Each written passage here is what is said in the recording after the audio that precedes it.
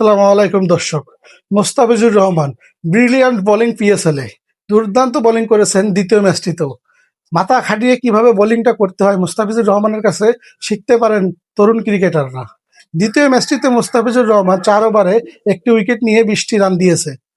গত 2 ম্যাচে মোস্তাফিজুর রহমান পিএসএলে 48টি বলে মাত্র একটি বলে বাউন্ডারি খেয়েছে।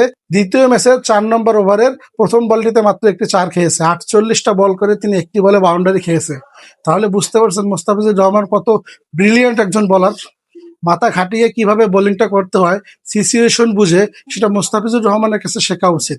পাকিস্তানের ওই কন্ডিশনে মোস্তাফিজুর রহমান যে বোলিংটা করেছেন, আউটস্ট্যান্ডিং বোলিং করেছেন। যেখানে হারিস রৌফের মতো একজন ক্রিকেটার নিজেদের মাঠ সবকিছু চেনা, সে হারিস রৌফ 4 ওভার বোলিং করে 50 রানের মতো খরচা করেছেন।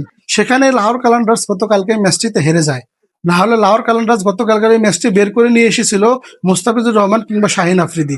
দুর্দান্ত বোলিং করেছে শাহিন ও মোস্তাফিজ মিলে, কিন্তু হারিস রৌফের কারণে ম্যাচটিতে হেরে যায়। যতই প্রশংসা করবো না কেন, মোস্তাফিজুর রহমানের প্রশংসা কম হয়ে যায়। মোস্তাফিজুর রহমান দ্বিতীয় ম্যাচটিতেও অসাধারণ বোলিং করেছে। তার কাটার স্লোয়ার এবং ব্যাকহ্যান্ড বল করতেছে। মোস্তাফিজুর রহমানের যেটা দা স্পেশাল বল, সেই বলটা দেখবেন কাটারে স্লোয়ার, এত পরিমাণের স্লোয়ার দেন ব্যাটাররা বিব্রত হয়ে কি করবেন বুঝতে পারেন না। শেষে উইকেটটা বিলিয়ে দিয়েছেন কিংবা বলটা ডট হয়ে যায়। আর টি-20তে ডট বল মানেই প্রেশার ক্রিয়েট। মোস্তাফিজুর রহমানের এই আউটস্ট্যান্ডিং পারফরমেন্স হয়তোবা মিস করছেন কলকাতা নাইট রাইডার্স। গতকালকে তারা ম্যাচটি হেরে গিয়েছে মুম্বাইয়ের বিপক্ষে 220 রান টার্গেট দিয়েও। মোস্তাফিজুর রহমানের এই পারফরমেন্স দেখে তারা হয়তোবা বলছেন যে আমরা ভুল করেছি মুস্তাফিজুর রহমানকে ছেড়ে দিয়ে। আইপিএল এ মুস্তাফিজের অভাবটা পাচ্ছে কলকাতা নাইট রাইডার্সের টিম ম্যানেজমেন্ট থেকে টিম সবাই।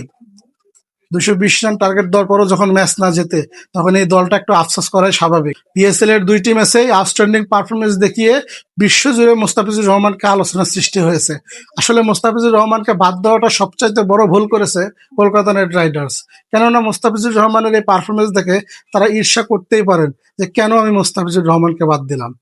মোস্তাফিজুর রহমানের এই পারফরমেন্স নিয়ে আপনাদের মন্তব্য কি, তা কমেন্টে জানাতে